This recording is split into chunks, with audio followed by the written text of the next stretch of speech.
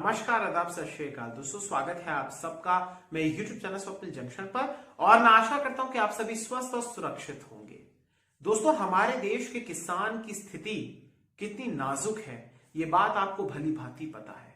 हमारे देश का किसान आजादी के 70 साल के बाद भी आजाद भारत के भीतर भी कितना विकसित है, कितना आधुनिक है, ये बात आपको भली भांति पता है।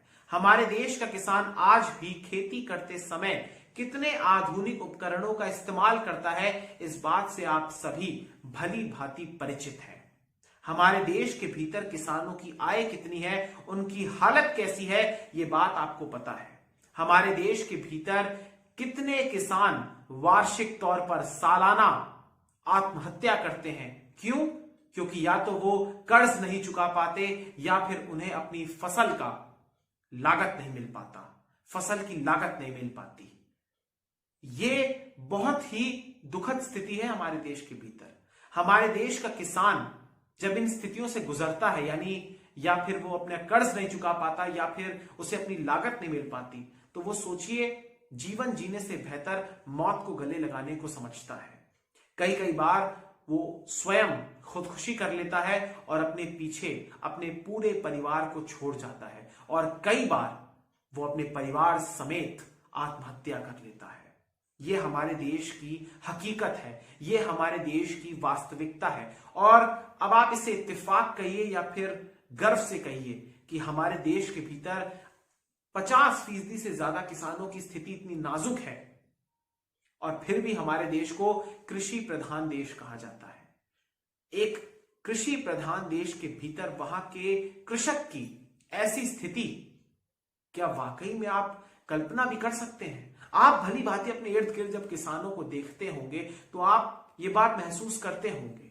और ये बात महसूस करने की है क्योंकि हमारे देश के भीतर चाहे किसान हो या फिर हो श्रमिक, उनकी जो हालत है आपने लॉकडाउन के समय भी देखा या फिर आप अभी भी देख रहे हैं, आप इससे पहले भी देखते आ रहे थे। क्योंकि ये महज एक सरकार की बात नहीं कर रहा हूं, मैं मौजूदा सरकार की बात नहीं कर रहा हूं, बल्कि तमाम सरकारों की बात कर रहा हूं। क्योंकि मैं यहां पर पूरे 70 साल के इस जो टाइम फ्रेम है इसको लेना चाह रहा हूं।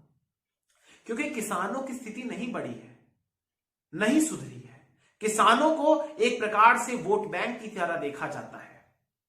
फिर चाहे कोई भी पार्टी सत्ता में क्यों ना हो, वो एक प्रकार से किसानों को एक वोट बैंक से ज्यादा नहीं देखती है। चाहे कोई सरकार, चाहे कोई नेता, बड़े से बड़े नेता कितना इस बात का दावा कर दे कि हम आपके लिए हैं, हमारी सरकार किसानों के लिए है, हमारी सरकार देश के नागरिकों के लिए है, हमारी सरकार देश के गरीबों के लिए है, हमारी सरकार देश के श्रमिकों के लिए है, लेकिन ऐसी तमाम बातों पर विश्वास नहीं होता क्योंकि हमारे देश के नेताओं की कथनी और करनी में बहुत बड़ा अंतर है। इसीलिए हमारे देश के भीतर, लोगों के भीतर, हमारे देश के नागरिकों के भीतर अविश्वास होता है सरकारों के प्रति। अब मैं यहां पर ऐसी बातें क्यों कर रहा हूं, मैं इसका कारण आपको बताऊंगा, इसका मकसद क्या है वो मैं आपको बताऊंगा। लेकिन सबसे पहले मैं आपको बताऊंगा कि जो कल की सबसे बड़ी खबर है उसके विषय में। देश की राजधानी दिल्ली के इर्द गिर्द, उसकी सीमाओं पर चारों तरफ हजारों की संख्या में किसान आंदोलन कर रहे हैं। 35 दिन हो चुके हैं, आज 36वां दिन है, यानी 1 महीने से ज्यादा का समय बीत चुका है।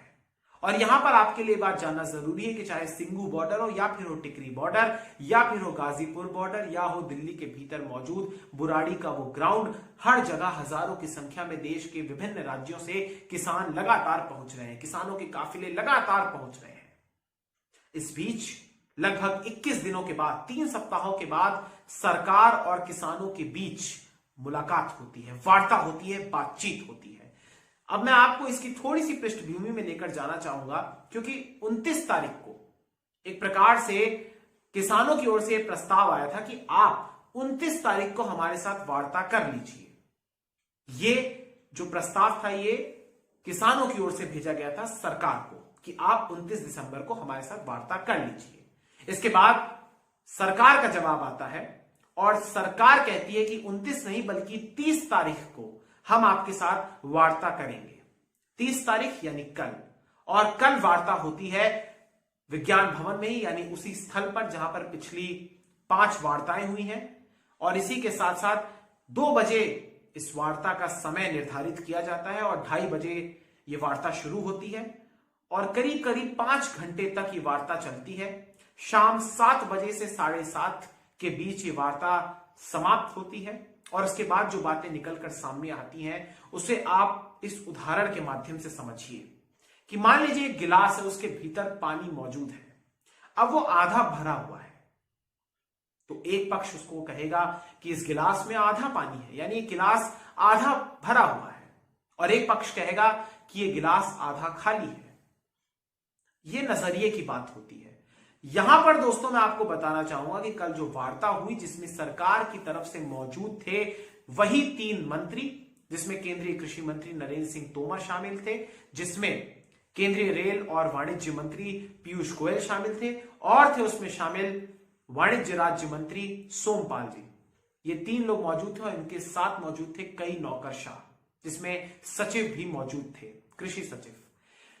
यहां पर दोस्तों एक तरफ थे ये लोग और दूसरी तरफ थे 40 किसान संगठनों के प्रतिनिधि।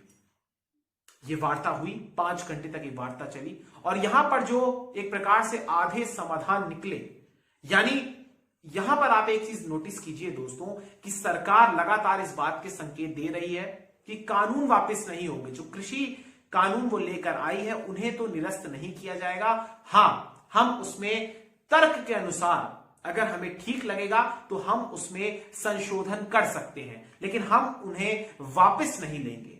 तो वहीं किसानों की एक मुश्त राय है, किसान निर्विरोध तरीके से एक प्रकार से अपने माइंड में क्लियर है, वो कह रहे हैं कि आप इन कानूनों को वापस लीजिए। और इसी डेडलॉक को खत्म करने की दिशा में ये वार्ताएं चल रही हैं। और यहां पर मैं जिक्र करना चाहूंगा कल की 7वीं दौर की जो वार्ता थी, क्योंकि 5 दौर की वार्ता इससे पहले हुई थी, जो कि इन्हीं जो सरकार के नुमाइंदे थे, जो सरकार के प्रतिनिधि थे, केंद्रीय मंत्रियों के साथ हुई थी। एक वार्ता हुई थी केंद्रीय गृह मंत्री अमित शाह जी के साथ। उस वार्ता को अगर आप मिला लें तो फिर ये 7वें दौर की वार्ता है। अब यहां पर आप देखिए दोस्तों कि इस वार्ता के भीतर जो एजेंडा सेट किया गया था, यानी किसानों की तरफ से जो चिट्ठी लिखी गई थी उसमें एजेंडा सेट था। उसमें किसानों ने कहा था, उस तमाम पूरे एजेंडे को मैं आपके सामने रखना चाहूंगा। 4 प्रमुख शर्तें रखी थी, जिसमें सबसे पहले उन्होंने कहा था कि तीनों कृषि कानूनों को रद्द या निरस्त करने की क्रियाविधि पर चर्चा हो, और जो दूसरी उन्होंने बात कही थी, तो जो दूसरी उन्होंने शर्त रखी थी वो थी कि एमएसपी यानी न्यूनतम समर्थन मूल्य को कानूनी जामा पहनाने की प्रक्रिया पर बात हो, यानी लीगल गारंटी कैसे दी जाए एमएसपी की, इस पर बात हो। तीसरा था कि राष्ट्रीय राजधानी क्षेत्र में वायु गुणवत्ता प्रबंधन के लिए लाए गए अध्यादेश में किसानों को सजा के प्रावधानों से दूर रखा जाए। और चौथा जो एजेंडा था, चौथी जो शर्त थी किसानों की ओर से जो चिट्ठी में मेंशन की गई थी, उसमें कहा गया था कि विद्युत संशोधन विधेयक 2020 के मसौदे में आवश्यक परिवर्तन किए जाए। तो ये जो तमाम जो एजेंडास उन्होंने सेट किए थे, उसके जवाब में जो कल वार्ता होती है उसमें सरकार कुछ कदम पीछे हटती है, या इसको आप ऐसे कहिए कि कुछ कदम पीछे हटती है और कुछ झुकती है।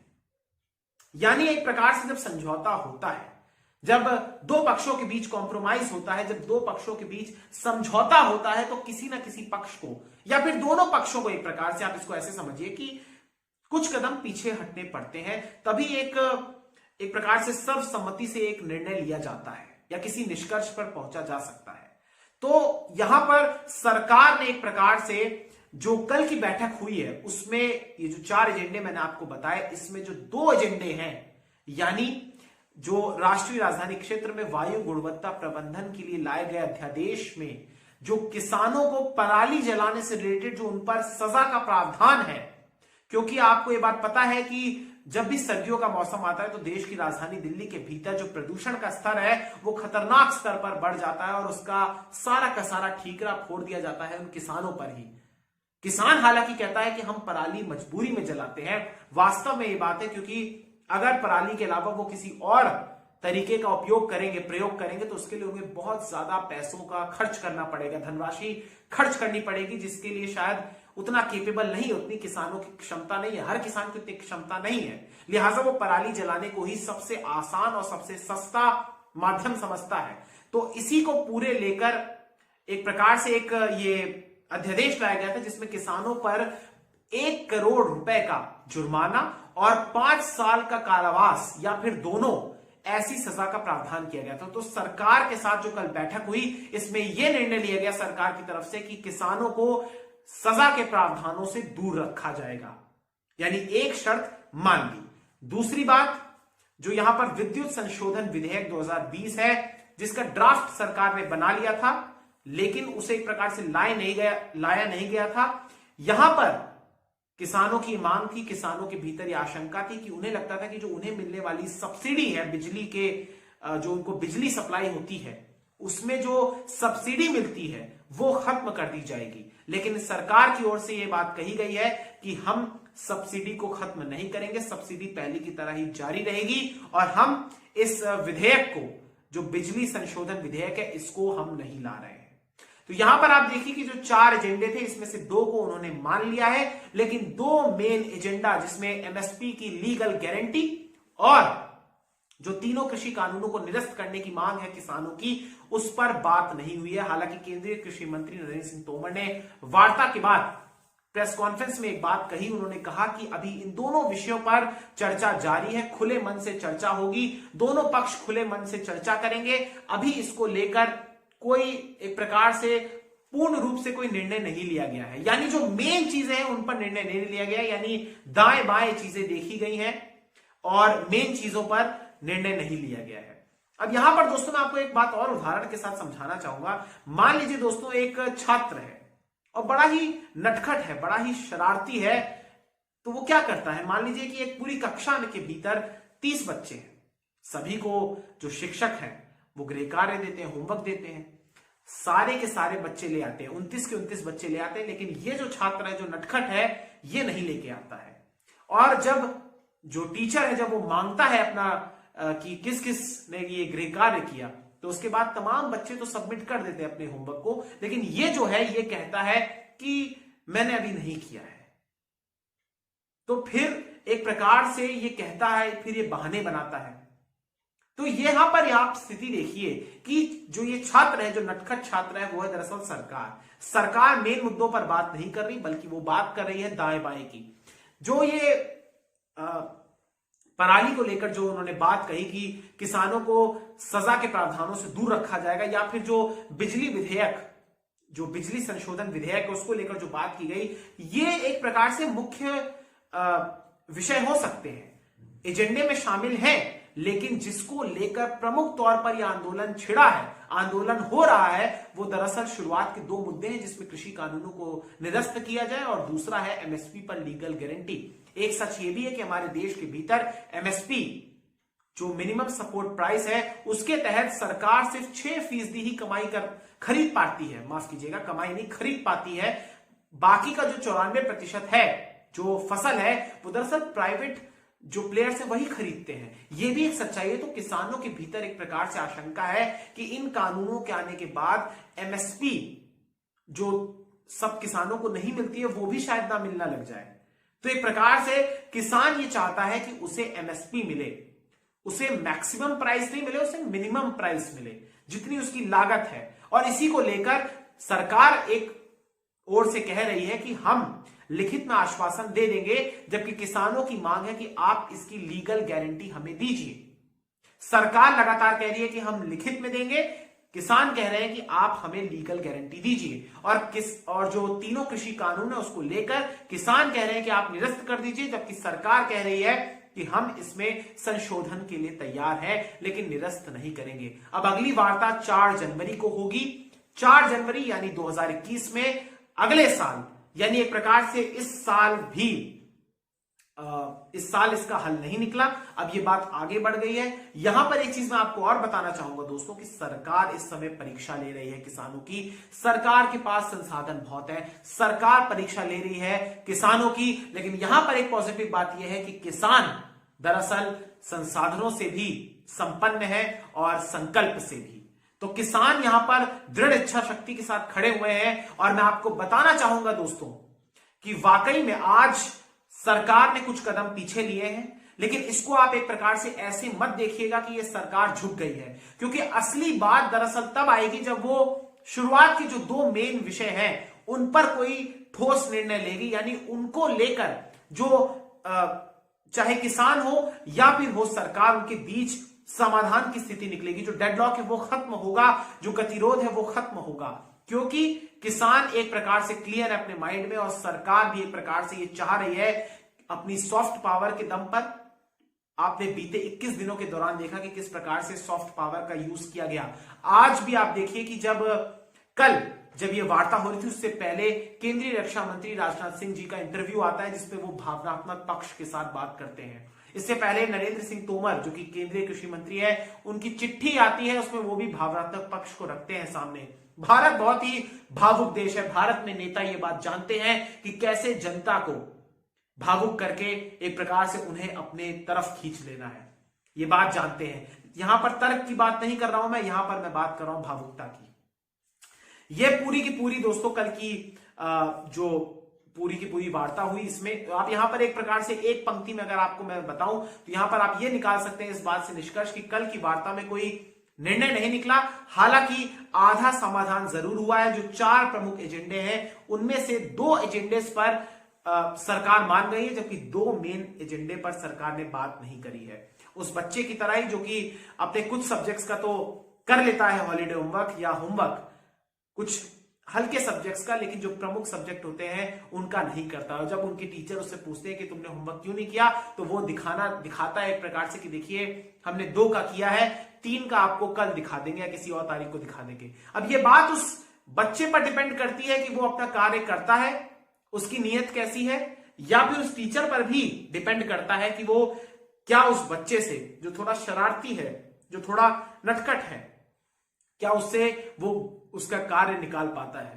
तो इसी को आप कंपेयर कीजिए सरकार और किसान की स्थिति से।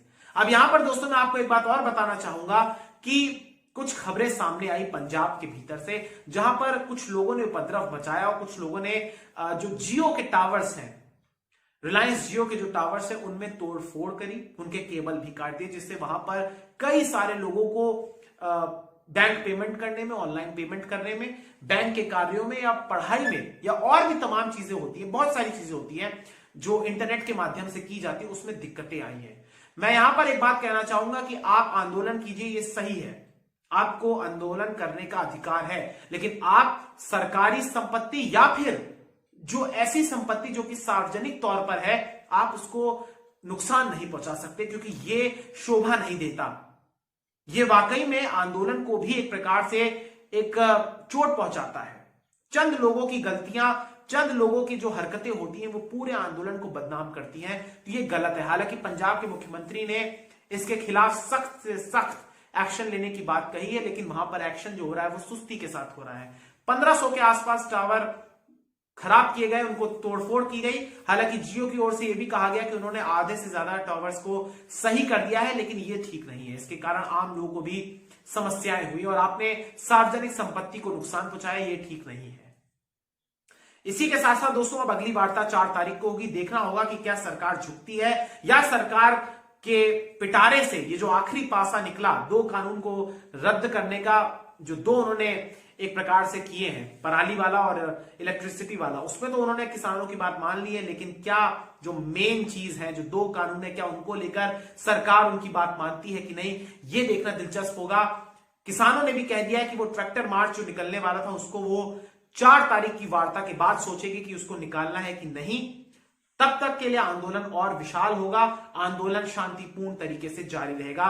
यहां पर तारीफ करनी होगी किसानों की कि उन्होंने आंदोलन को बड़े ही शांतिपूर्ण तरीके से अभी तक उन्होंने अंजाम दिया है और बहुत ही अच्छे तरीके से उन्होंने सरकार के सामने अपनी बातों को भी रखा है। यहां पर एक बात मैं दोस्तों और आपको बताना चाहूंगा कि आप देखिए कि किसान लंगर भी कर रहे हैं, किसान लगातार संघर्ष भी कर रहे हैं। और एक चीज और है दोस्तों कि यहां पर मैंने आपको सॉफ्ट कॉर्नर का, एक सॉफ्ट पावर का जिक्र किया था, तो सहानुभूति जगाने के लिए और ये दिखाने के लिए कि हम आपके साथ हैं, खाना जो किसान लेकर आते हैं वो खाना हर बार वार्ता में अपना खुद का लेकर आते हैं। यानी लंगर का जो भोजन होता है, लंगर में जो खाना बना होता है वही लेकर किसान पहुंचते हैं और ब्रेक टाइम पर किसान उसी खाने को खाते हैं, उसी भोजन को ग्रहण करते हैं। आज जो केंद्रीय कृषि मंत्री हैं और केंद्रीय रेल मंत्री हैं, वाणिज्य मंत्री हैं, दोनों ने आज किसानों के साथ ही भोजन किया, ये दिखाने के लिए कि हम आपके साथ हैं। और जो डेडलॉक की स्थिति है उसमें कुछ नरमी आई है, वो थोड़ा थोड़ा टूट रहा है, और एक प्रकार से उसका सकारात्मक पक्ष दिखाने के लिए जनता को भी और उन किसान नेताओं को भी कि हम आपके साथ हैं, हम आप जैसे ही हैं, हम आपके लिए हैं, हम आपके लिए मरने मिटने के लिए तैयार हैं। तो एक प्रकार से वो ही दिखाना चाह रहे थे। हालांकि अच्छी बात है कि उन्होंने भोजन किया, उन्होंने लंगर का प्रसाद ग्रहण किया, ये बहुत ही अच्छी बात है। तो ये बातें दोस्तों एक पूरा का पूरा ये जो कल घटना हुई है मैंने आपको बताई है। अब देखना दिलचस्प होगा कि आने वाली तारीख को क्या होता है, नए साल के 4 तारीख को क्या होता है। क्या उस दिन डेडलॉक टूटेगा, क्या उस दिन कोई समाधान निकलेगा, या यह आंदोलन और लंबा खींचेगा। बहुत बहुत शुक्रिया, बहुत बहुत धन्यवाद। जय हिंद, जय भारत, वंदे मातरम, इंकलाब जिंदाबाद, सत्यमेव जयते। नमस्कार।